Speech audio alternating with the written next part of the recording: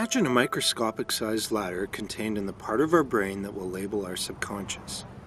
The ladder of inference, which was first proposed by Harvard professor Chris Argyris, is the basis of this model. Every time we interact with someone, that experience enters the ladder at the bottom.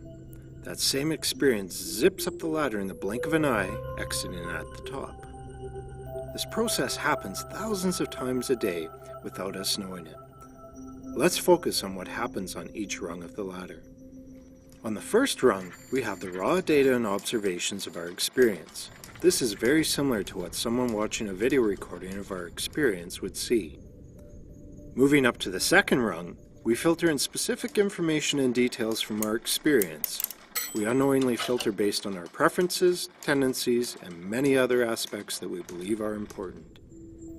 On to the third rung, we assign meaning to the information we have filtered through. This is where we start to interpret what our information is telling us. On the fourth rung, a very crucial thing happens. We develop assumptions based on the meaning we created on the previous rung, and we start to blur the distinction between what is fact and what is story. On the fifth rung, we develop conclusions based on our assumptions.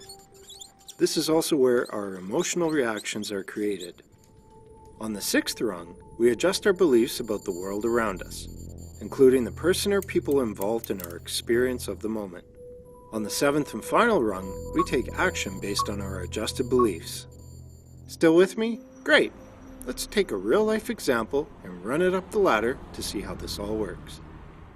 Have you ever been cut off in a parking lot, signal light on, as you steer toward your coveted spot only to slam on your brakes at the last minute as someone pulls in front of you and steals your spot away?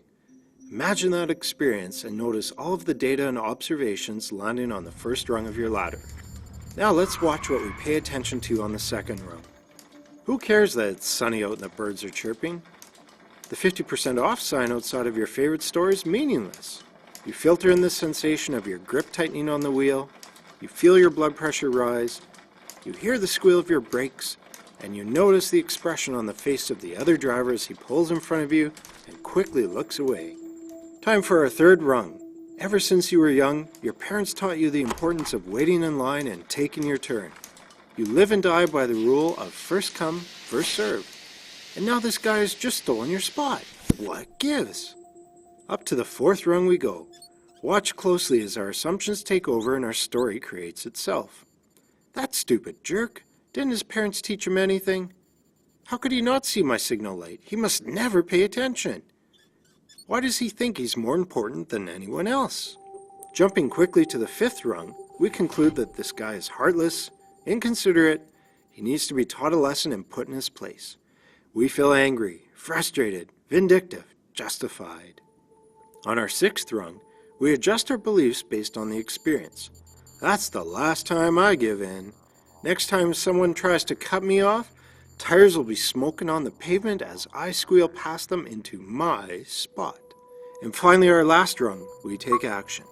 We back up, pull up behind his car, honk our horn, and roll down our window to scream a few choice words his way.